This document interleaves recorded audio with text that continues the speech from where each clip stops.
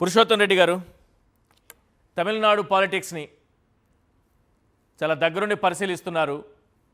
ప్రధానంగా ఇప్పుడు జరుగుతున్నటువంటి పరిణామాలు అన్నాడీఎంకేలో వచ్చినటువంటి చీలిక రేపు బల నిరూపణ జరగబోతున్న సందర్భంలో ఈ చీలిక అన్నది ఏ పరిణామాలకు దారితీస్తుంది? తమిళనాడు పాలిటిక్స్లో సరికొత్త సంప్రదాయాన్ని ఇప్పుడిప్పుడే చూస్తున్నాం.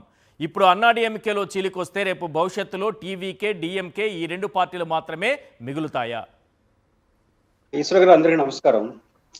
ఏఐడిఎంకేకి చీలుతుందా, దాని ప్రస్తావన ముగుస్తుందా? రెండే ప్రశ్నలు. చీలడమో దాని ప్రస్థానం ముగిపోవడం జరుగుతుంది. ఇది జరుగుతుందని ఊహించే కేంద్ర ప్రభుత్వం కొంతకాలం పాటు ఏఐడిఎంకే వరకు వచ్చేట్టుగా విజయ్ గారిని చేసే ప్రయత్నం గవర్నర్ ఆహ్వానించకుండా ఉండాలనేది ఒక అంతర్గతంగా ఉన్న విమర్శ. ఎందుకంటే విజయ్ గారు సరైన సమయంలో రాజకీయ నిర్ణయం తీసుకున్నారు. ఒకటి, జయలలిత గారు లేరు, కరుణానిధి గారు లేరు, ద్రవిడ ఉద్యమానికి ప్రతినిధులుగా ఉన్నవాళ్ళు. రెండో, తమిళనాడుకి ఐకానిక్ పర్సనాలిటీగా ఉన్నవాళ్ళు స్టాలిన్ గారు. వారు కూడా 75 సంవత్సరాల దాకా వచ్చారు. కాబట్టి ఈ టైంలో ఒక యంగ్టర్ గా రాజకీయ ప్రస్థానం చేస్తే తమిళనాడులో ఒక స్థిరమైన నాయకుడిగా తాను ఉంటాడని సరైన సమయంలో నిర్ణయం తీసుకున్నారు. ముఖ్యమంత్రి కావడం కోసం కాదు, లీడర్షిప్ ఇవ్వడం కోసం. విజయ్ గారు ఏదైతే జగన్ గారు అప్పుడు లాస్ట్ టైం 4 పార్టీలు ఉన్నా కూడా సాహసం చేసి వైఎస్ఆర్ కాంగ్రెస్ పార్టీని స్థాపించి తను తెలుగు ప్రజల్లో ఒక స్థిరస్థాయిగా నిలబడాలనుకున్నాడు, ఆ రకంగా విజయ్ గారు కూడా ఇది ఒక సరైన సమయంగా భావించి నిర్ణయం తీసుకున్నారు. దాని ఫలితంగా ఏకంగా గెలిచిపోయారు. ఈ నేపథ్యంలో ఆయన ముఖ్యమంత్రిగా స్థిరపడతాడు. డిఎంకే ఒక సరైన నిర్ణయం తీసుకుంది. ఒకానొక దశలో డిఎంకే, ఏఐడిఎంకే కలిసిపోయి ప్రభుత్వాన్ని ఏర్పాటు చేసిన రూమర్స్ వచ్చాయి. కానీ స్టాలిన్ గారు దాన్ని నిర్ద్వందంగా తిరస్కరించడం ద్వారా తన పార్టీ, తన కుమారుడు భవిష్యత్తుని స్థిరపరచుకున్నారు. ఎందుకంటే ఎంకే స్టాలిన్ గారు ప్రధాన ప్రతిపక్ష నేత అవుతాడు, బలపడతాడు. ఈ 5 ఏళ్ళు ప్రతిపక్షం స్టాండర్డ్ గా ఉంటుంది. విజయ్ గారు ఒక బలమైన నాయకుడుగా ఉంటాడు. అనివార్యంగా నాయకత్వం లేనటువంటి పార్టీ, బీజేపీతో సన్నిహితంగా ఉంటూ వార చట్టంలోకి వెళ్ళిపోయిన పార్టీ భవిష్యత్తులో మనుగడ కష్టం. కాబట్టే రెండే మార్గాలు ఏఐడిఎంకి ఉంటాయి. నాయకత్వం లేదు, ఒకవైపు విజయ్ గారు బలమైన నాయకుడుగా ఉన్నాడు, ఇంకోవైపు ప్రతిపక్షంగా ఉన్న ఎంకే స్టాలిన్, కొత్తగా స్టాలిన్ గారు వారసుడు, పార్టీని స్టాలిన్ గారు చూస్తారు.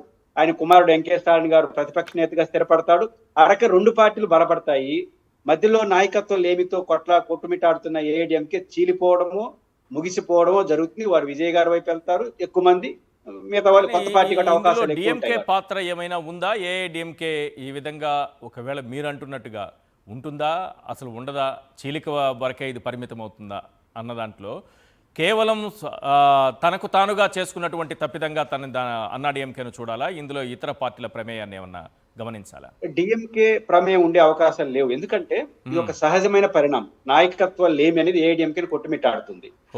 రెండోది, రెండు వైపులా బలమైన నాయకత్వం ఉంది. స్టాలిన్ గారి నాయకత్వంలో వాళ్ళు, విజయ్ గారి నాయకత్వంలో వీళ్ళు. కాబట్టి ఇక్కడ కుట్రలు కుతంత్రాలు లేవు. వాళ్ళు జయలలిత గారు చనిపోవడం, శశికళ గారి పరిస్థితి అట్ట అయిపోవడం, ఒక గ్లామర్ ఉన్న లీడరు, ప్రజల్ని ఆర్గనైజ్డ్ లీడర్ లేకపోవడం అనేది ఆ పార్టీకి ఉన్న సహజ సిద్ధమైన బలహీనత. ఇది పెరుగుతుంది. ఇంకా దానికి తోడు బీజేపీ చట్టంలో వారు ఉన్నారు, వాళ్ళకి ఇక్కడ యాక్సెస్ లేకుండా పోతా ఉంది.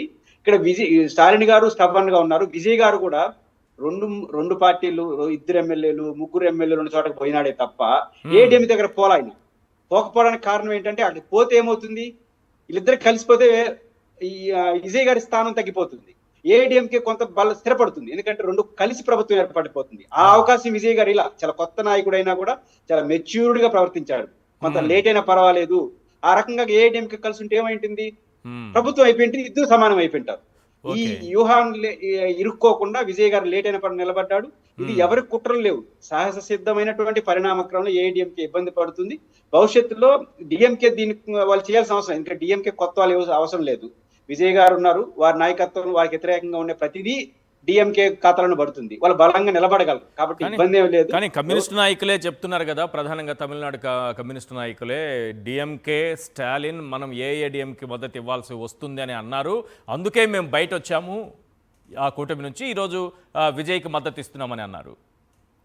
అంటే వాళ్ళు ఎందుకు అన్నారో తెలియదు, కానీ స్టాలిన్ గారు లోపల ఏమన్నా నాకు తెలియదు. మనం ఒక సాధారణ రాజకీయ విజ్ఞానం కలిగిన వాళ్ళు ఎవరైనా డిఎంకే ఇప్పుడు తీసుకున్న స్టాపే కరెక్ట్. ఏమని చర్చ వచ్చింది, ఏఐడిఎంకే ముఖ్యమంత్రి అట, ఏది 30 మంది వచ్చిన వాళ్ళకి, ఈ 75 మంది వచ్చిన ఉప ముఖ్యమంత్రి అంట. ఆ పార్టీకి బ్రతికేదన డిఎంకే. అంత అన్మెచ్యూర్డ్ గా డిఎంకే అధినేత వ్యవహరిస్తాడా?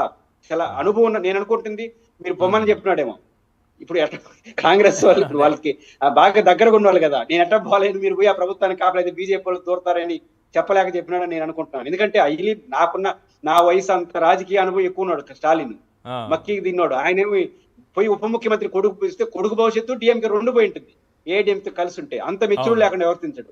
కాబట్టి ఒక స్టేట్మెంట్ నేను చూశాను, ప్రభుత్వాన్ని ఏర్పాటు చేయని అని నేను ఒక మాట చూశాను.